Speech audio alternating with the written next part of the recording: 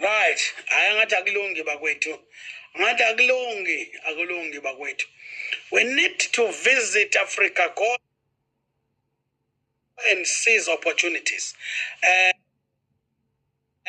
Bantu bakithi mina ngifisa nisukume na nenze.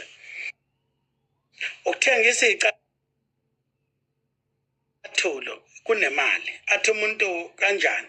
Noma lephi business lifuna uthathe a certain level of risk. Hamba othenga amapheya awu 100 ngo-30,000. U300 iphela lodwa maye u10, u3000 maye u100 u30,000. Lamapheya labantu bakhiphisa ama deposit o350, meaning imali yakhe isibuyile. Shothi usono 35,000 sowenza iprofit ka5.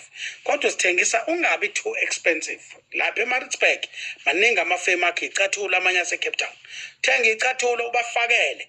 Imali uyenza mawuthatha risk. Kufana noma uvula supermarket emakhaya. Thatha risk ubanike abantu ukudla bakudle mase beyakweleta. Right, impuphu u50 kg uthengise ngo550 noma 600. Right, kodwa manje ukuthi uthatha ngesikweletu uthi 650, you make a 400 rand profit, because la we order khona we order cheaper. But ingahlali kwena izigugu impuphu izibole baniki bengakubona bakwelete badle ngesikweletu. Well, I'm telling you that how business works. Okay, ungathi wena ukweletwa. It's a very unfortunate part. SAB, these bigger boys, yes, they give them money, but a credit line is the fastest way of making money. I don't care who says what to you. I am telling you. A credit line is the fastest way of making money. Take a certain level of madness for you to make it. Kufanele kube ne risk. Banike icathulo.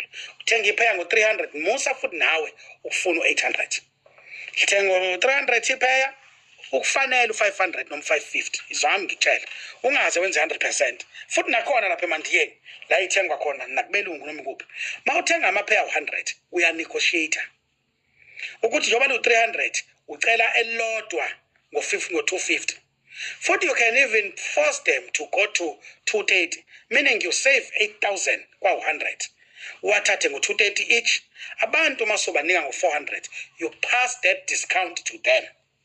So njoba wena ulithenga ngo230 ulithengisa ngo400 usona 180 profit. Akunike deposit ya 200 and then they owe you another 200.